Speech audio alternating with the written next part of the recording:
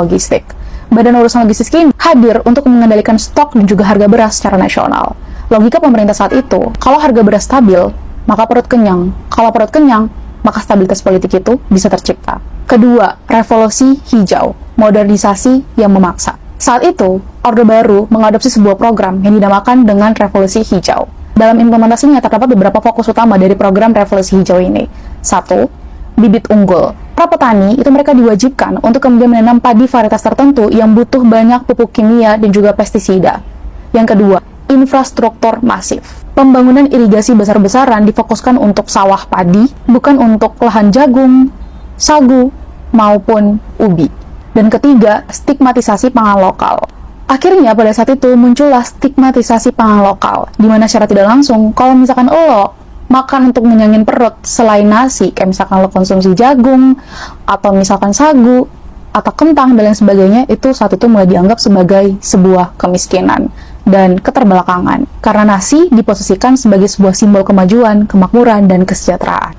Makanan kelas atas. Ketiga, nasinisasi melalui kebijakan gaji PNS. Iya, ini adalah merupakan salah satu cara yang paling efektif juga karena saat itu pemerintahan Orde memberikan sebuah tunjangan kepada para PNS, ABRI, dan juga karyawan BUMN melalui beras fisik.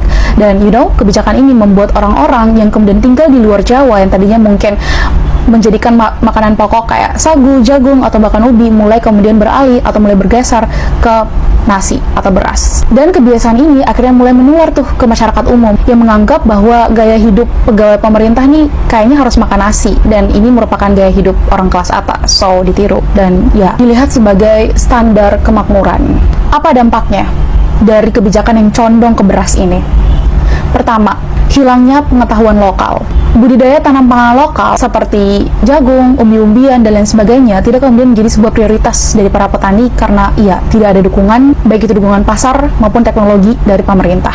Yang kedua, kerawanan pangan.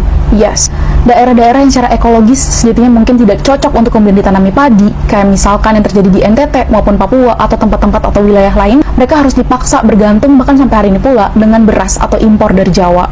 Yang justru pada akhirnya apa? Menurunkan kedaulatan pangan mereka. Ya, mungkin memang kebijakan ini berhasil membawa Indonesia pada titik dimana yang kita sebut dengan swasembada beras pada tahun 1984. Tapi ada harga mahal juga yang harus dibayar, yaitu apa? Kehilangan kedaulatan pangan lokal dan hilangnya keragaman hayati dan kemandirian pangan di banyak titik, di banyak wilayah, sebagaimana yang terjadi sampai hari ini.